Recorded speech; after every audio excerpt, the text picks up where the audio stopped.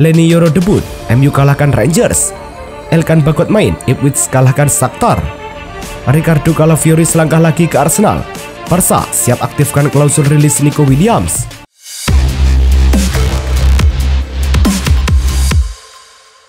Halo Soccer Mania, kembali lagi di Blessing Soccer News. Kali ini kami sudah siapkan berita-berita terbaru seputar dunia sepak bola. Tentunya untuk kalian semua, selamat menyaksikan. Indonesia menghadapi Kamboja pada laga kedua grup A Piala AFF U19 yang berlangsung di Stadion Gelora Bung Tomo. Indonesia mengurung lini belakang Kamboja. Kadek Arel akhirnya bisa mencetak gol di menit ke-71. Sundulannya memperdayai Lani. Sepak pojok Kaviatur kembali menjadi senjata Indonesia. Umpan kirimannya kali ini bisa dimanfaatkan Iqbal Gwi Jangge untuk mencetak gol lewat sebuah sontekan di menit ke-86. Indonesia menutup laga dengan kemenangan 2-0. Kemenangan ini membawa Indonesia ke puncak klasemen grup A. Pasukan Indra Safri mengumpulkan 6 poin. Filipina berhadapan dengan Timor Leste di partai grup A Piala AFF U19 di Stadion Gelora Bung Tomo. Dalam pertandingan Filipina versus Timor Leste, babak pertama tuntas dengan skor 1-0. Filipina memimpin berkat gol yang dicetak di menit ke-12. Di pertengahan babak kedua, tepatnya di menit ke-61, gol kembali lahir. Filipina mencetak gol keduanya ke gawang Timor Leste, mengubah skor menjadi 2-0. Hasil ini membuat Filipina meraih 3 poin hasil dari 2 laga di Piala AFF U19. Arsenal menghadapi Leyton Orient dalam uji coba tertutup di kompleks latihannya Subha Reality Training Center. Di babak pertama, Arsenal bisa mendapatkan gol ke gawang Leyton Orient. Gol dari Gabriel Jesus membuat Arsenal unggul 1-0 hingga jeda. Di babak kedua, skor bertambah menjadi 2-0 3 menit selepas jeda. Emil Smith Rowe yang masuk di babak kedua langsung membuat gol usai mendapat sodoran Jesus. Skor 2-0 bertahan hingga laga bubar. Hasil ini sekaligus menandai dimulainya sesi pramusim Arsenal. Manchester United melakoni pramusim kontra Rangers FC pada laga uji coba di Murrayfield Stadium. Euro yang baru 2 hari diresmikan sebagai pemain baru MU langsung dijadikan starter di lini belakang bareng Johnny Evans. Setelah saling bertukar serangan, MU yang kemudian memimpin 1-0 pada menit ke-39, Amad Diallo melepaskan sepakan keras ke tiang jauh gawang Jack Woodland. Babak kedua, MU dan Rangers masih terus jual beli serangan sampai Joe Hagel membuat gol kedua timnya pada menit ke-70. Skor 2-0 bertahan hingga laga usai. Ini adalah kemenangan pertama MU di laga uji coba. Laga persahabatan mempertemukan Ipswich Town dengan Shakhtar Donetsk di lapangan Villach, Austria. Ipswich memimpin pada menit ke-28. Kapten Ipswich, Sam Morsi, yang mencetak gol usai memaksimalkan umpan West Bruins. The Tractor Boys unggul 1-0 hingga turun minum. Bek timnas Indonesia Elkan Bagot masuk di menit ke-60 menggantikan Davis. Bagot dipasang sebagai bek kiri dan sesekali ikut merangsek naik membantu serangan. Ipswich mampu mempertahankan keunggulan 1-0 atas Shakhtar Donetsk hingga peluit panjang berbunyi. Tottenham Hotspur bertanding melawan Queen's Park Rangers bermain di Stadion Madrid Lodfus Road, London. Setelah saling bertukar serangan, Spurs yang kemudian memimpin 1-0 pada menit ke-41 berkat gol yang dicetak Yves Bissouma. Babak kedua, Tottenham dan Queen Park Rangers masih terus jual beli serangan sampai Dane Scarlett membuat gol kedua timnya pada menit ke-87. Skor 2-0 bertahan hingga laga usai. Ini adalah kemenangan pertama Tottenham di laga uji coba. Pertandingan uji coba mempertemukan Rapid Wien versus AC Milan. Duel berlangsung di Allianz Stadium. Kedua tim bermain imbang tanpa gol di babak pertama. AC Milan memecah kebuntuan pada paruh kedua, tepatnya pada menit ke-64. Alessandro Florenzi menyambar masuk umpan tarik Daniel Maldini. Dari sisi kiri AC Milan unggul 1-0. Kemenangan di depan mata AC Milan harus kandas di menit ke-88. Rapid Wien menyamakan kedudukan melalui Furkan Demir, sekaligus memastikan skor berakhir imbang 1-1. Venezia menelan kekalahan dalam momen sparring melawan sesama kontestan Serie A, Genoa. Jay Aitzes dan kawan-kawan ditekuk tim asuhan Alberto Gilardino dengan skor 1-3 di Moena. Aitzes, defender andalan timnas Indonesia, tampil penuh dalam pertandingan ini. Aitzes merupakan salah satu pilarnya untuk dipasangkan bersama Michael Svoboda dan Marin Sverko. Tanpa digantikan sepanjang laga, poros Indonesia, Australia, Kroasia itu tampaknya bakal sering diturunkan sebagai trio bek sentral utama Venezia. Aitzes sendiri baru mengalami kekalahan pertama di pramusim kali ini. Media Spanyol penuh dengan kegembiraan setelah rekrutan anyar asal Prancis Leny Yoro bermain dalam pertandingan ini. Erik ten Hag memainkannya sebagai starter selama 45 menit pertama pada laga kontra Rangers. Permainan Leny Yoro tidak mengecewakan, bahkan memperlihatkan sebuah permainan yang sederhana dan tenang di lini pertahanan MU. Dicatat Squawka, Yoro membuat 4 kali umpan panjang sukses, 2 kali merebut possession, 1 kali blok, 1 kali sapuan, dan belum merasakan pelanggaran termasuk offside. Sementara Lane Yoro mencatatkan penampilan perdana bersama MU. Jadon Sancho kembali ke lapangan hijau untuk kali pertama setelah hampir 11 bulan. Penyerang asal Inggris ini menjadi winger kiri dan tidak membuang waktu untuk memperlihatkan kaki yang cekatan dan permainan teknis yang rapi. Dia bertukar posisi dengan pemain muda, Sam Murray, yang bermain sebagai bek sayap pada babak pertama. Dan ada satu momen Sancho memuncak saat ia melewatkan sebuah peluang emas untuk mencetak gol tepat sebelum turun minum. Manajer Manchester United Erik ten Hag mengomentari hasil uji coba timnya melawan Rangers baru-baru ini. Sang pelatih merasa puas dengan penampilan anak asuhnya di laga ini. Menurut ten Hag, Manchester United tampil dominan sejak menit pertama pertandingan ini. Mereka mampu mendominasi penguasaan bola dan pada akhirnya mereka sukses 2 kali membobol gawang tim besutan Paul Kliman itu sebanyak 2 kali. Ten Hag sendiri optimis bahwa penampilan timnya bakal semakin membaik dari hari ke hari. Jadi ketika musim 2024-2025 digulirkan, timnya sudah siap untuk bersaing. AC Milan telah memperpanjang kontrak bocah Italia Francesco Camarda. Striker berusia 16 tahun itu telah menandatangani kontrak baru dengan Rossoneri hingga Juni tahun 2027. Ini adalah langkah signifikan bagi Milan karena beberapa klub mencoba untuk menandatangani Camarda dengan tawaran besar, tetapi ia memutuskan untuk tinggal di klub kampung halamannya. Di musim lalu, Camarda menjadi pemain termuda dalam sejarah Serie A. Dia melakukan debut melawan Fiorentina pada usia 15 tahun 8 bulan dan 15 hari. Dia memainkan total 2 pertandingan untuk tim utama Milan.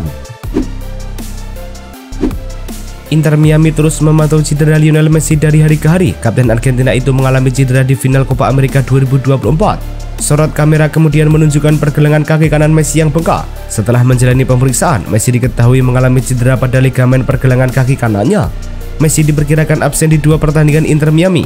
Inter Miami tidak akan buru-buru menurunkan Messi. Yang pasti, Messi tidak akan turun saat The Herons menghadapi Chicago Fire dalam lanjutan MLS. Sensasi River Plate berusia 16 tahun, Franco Mastantuono menolak pendekatan yang dilakukan deretan klub top Eropa.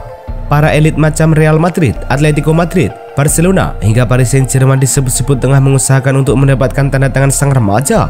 Namun, bocah berbakat dari Argentina satu ini berani menolak klub-klub raksasa tersebut. Franco saat ini konsentrasi penuh agar berkembang di River sebelum menatap peluang hingga ke kancah Eropa di masa depan.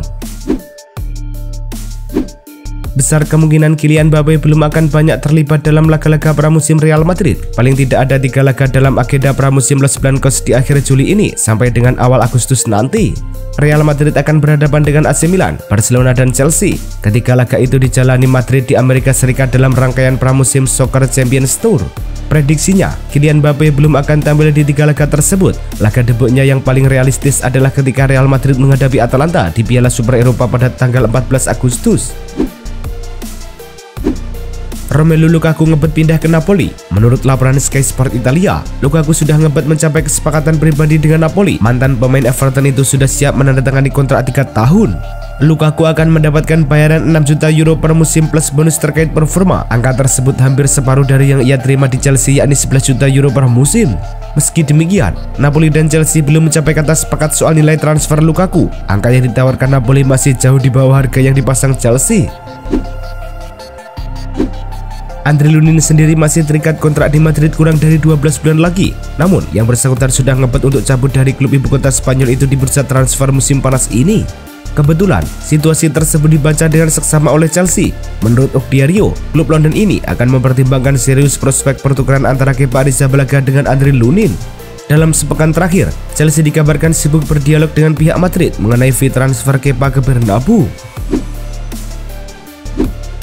Khvicha Kvaratskhelia saat ini tengah menunggu tawaran kontrak baru dari Napoli. Ia bakal menaikkan kontrak jangka panjang berdurasi 5 tahun. Il Partenope disebut ingin memberikan gaji di angka 7 juta euro per tahun. Angka tersebut naik dari kontrak lamanya sebesar 5 juta euro.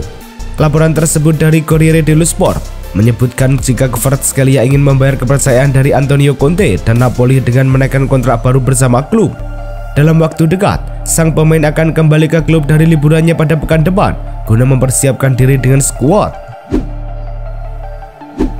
Manchester United dilaporkan telah membuat keputusan mengenai masa depan winger Anthony. Erik ten Hag tampaknya tak akan memasukkan nama Anthony ke dalam rencananya untuk kampanye edisi 2024-2025. Ten Hag dan stafnya sepakat Anthony perlu untuk mendapatkan suasana baru agar dia bisa kembali fokus mencapai penampilan prima layaknya ketika dia berseragam Ajax dulu. Seperti dilaporkan ESPN, Manchester United terbuka untuk meminjamkan Anthony musim panas ini dengan syarat calon peminat bersedia membayar penuh gaji pemain berusia 24 tahun itu yang sebesar 70.000 pound sterling per pekan. Masa depan Mason Mount bersama Setan Merah masih penuh ketidakpastian di tengah spekulasi transfernya. Beberapa sumber mengisyaratkan bahwa pihak MU bersedia menjualnya, namun beberapa sumber lain mengaklaim sang gelandang fokus memperbaiki performanya. Kendati demikian, Fabrizio Romano mengaklaim bahwa Manchester United tak memiliki rencana untuk melepas Mount. Romano menegaskan bahwa gelandang 25 tahun itu masih fokus untuk membuktikan kebolehannya di Old Trafford dan bertekad bangkit di bawah kepemimpinan Ten Hag musim ini. Menurut Sport, Barcelona sudah siap untuk mengaktifkan klausul rilis Nico Williams senilai 58 juta euro setelah menjadikannya target prioritas di bursa transfer musim panas. Laporan tersebut juga mengaklaim bahwa Williams sudah sepakat untuk bergabung dan bahwa Barca akan melunasi pembayaran begitu mereka mendapatkan persetujuan formal dari pihak Williams dan agennya. Williams mencatatkan musim 2023-2024 yang impresif untuk klub dan negara. Setelah membantu Athletic Bilbao juara Copa del Rey musim lalu, ia berperan penting membantu Spanyol juara Euro 2024. Athletic Bilbao kemungkinan tidak bisa menggunakan jasa Unai Simon hingga Desember 2024. Penjaga gawang berumur 27 tahun itu harus menepi cukup lama karena baru saja menjalani operasi akibat cedera pergelangan tangan. Awalnya, Simon diprediksi hanya akan absen hingga Oktober mendatang. Namun, dokter yang mengoperasi Simon mengatakan sang penjaga gawang kemungkinan baru bisa kembali merumput pada November atau Desember 2024. Athletic Bilbao akan mengandalkan Julian Arrizabalaga untuk menambah lubang besar peninggalan Simon. Upaya Arsenal mendatangkan Ricardo Calafiori dari Bologna mulai menemui titik terang. Pakar bursa transfer Fabrizio Romano mengatakan kedua tim telah mencapai kesepakatan harga transfer Calafiori. Dalam laporannya, Romano mengatakan Calafiori ditebus The Gunners dengan bandrol 40 juta euro plus bonus 5 juta euro. Namun, tidak semua dana penjualan Calafiori bakal dikantongi Bologna. FC Basel berhak mengantongi 50% dana penjualan Calafiori. Kepindahan Calafiori ke London Utara pun kini hanya tinggal menunggu proses negosiasi antara Bologna dengan FC Basel.